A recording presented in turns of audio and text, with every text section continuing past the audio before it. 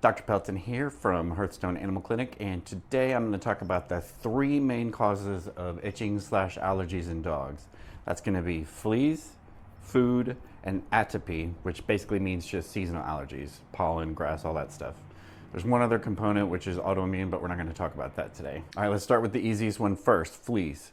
So if you've got a dog that doesn't typically have allergies or itching, and all of a sudden they just start scratching like crazy, especially if they're scratching towards their rump area, if you notice them chewing back there, rubbing their butt up along the couch, just going crazy, typically that's going to be fleas. And your dog doesn't have to have a ton of fleas for this to happen, because what can literally happen is one flea bite can transfer the flea saliva into the dog's bloodstream, and this causes a horrible reaction for the dog, especially dogs that are real sensitive to fleas.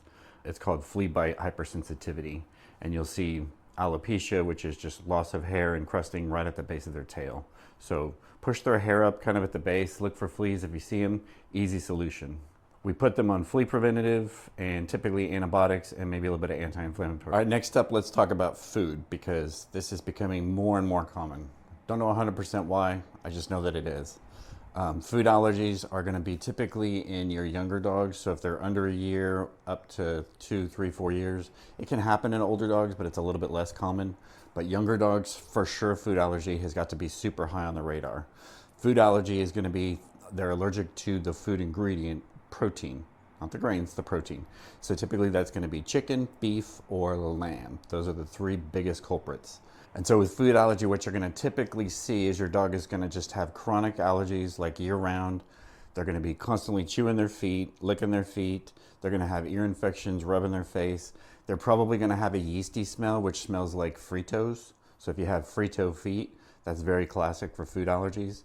And then just chronic recurring skin infections as well. So what do we do if we suspect food allergy?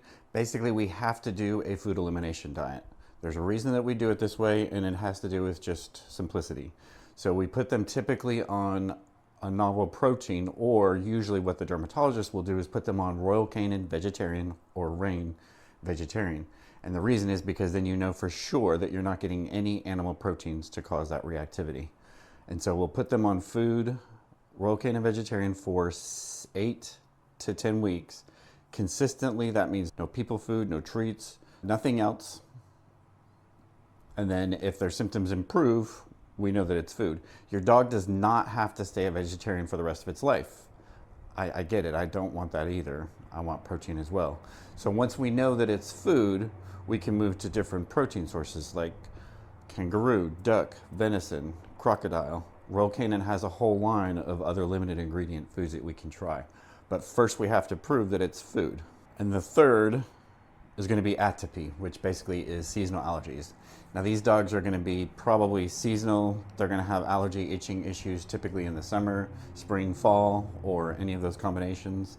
Usually we'll get a little bit better in the cooler season. They're going to have the same symptoms like a food allergy dog, but just more seasonal. So licking the paws, scratching.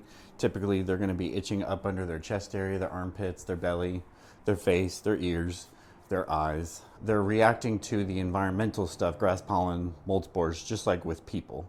So when you're flaring up, your dog's probably flaring up. So what do we have for treatment for atopy, environmental allergies? There's really kind of 3 levels, 4-ish. You've got your antihistamines for really mild cases. It's going to be Zyrtec and Benadryl. Usually, if not very itchy, the next level up from that's going to be your steroids, which work great. They definitely help with itching. You just don't want to use steroids long term because of the side effects, the liver, the kidneys, the heart, all that kind of stuff. So if you've got a dog with chronic allergies, the next levels up from that are going to be, we have really good options now.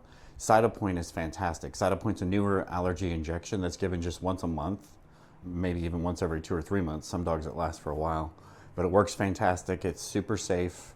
It is very expensive, so keep that in mind. And then Apoquel, it's another drug allergy type medication that works really good on the allergy cascade. It does have to be given every day. It is expensive, does have some side effects, bone marrow suppression, stuff like that, but it is generally pretty safe and it does work. So real quick in summary, there's a reason that we do things the way that we do, especially here at my clinic, as far as the procedure that we follow. So just go along with what we recommend. There's a reason that I do it the way that I do.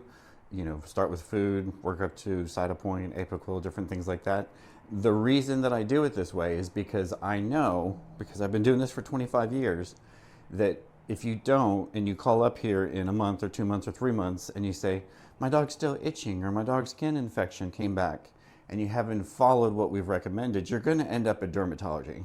I mean, that's just the simple fact. 100% of the time, whether you go to another clinic or come here, you're going to end up at dermatology. And the dermatologist is 100% going to start with a food trial. I know this with 100% certainty. She's not going to do skin testing until she does a food trial. That's just the reality of things. That's how it works. We have to rule that out first. So there's a reason that we push that so hard. It's not to try to sell you food. I don't care if you buy the food from me or if you buy the food from Chewy. Just follow the plan and let's see where we go from there, because we can usually work through it without you having to go to dermatology if you trust me and trust what we're doing. Hopefully that was a little bit helpful. Thanks for watching, and I will talk to you later.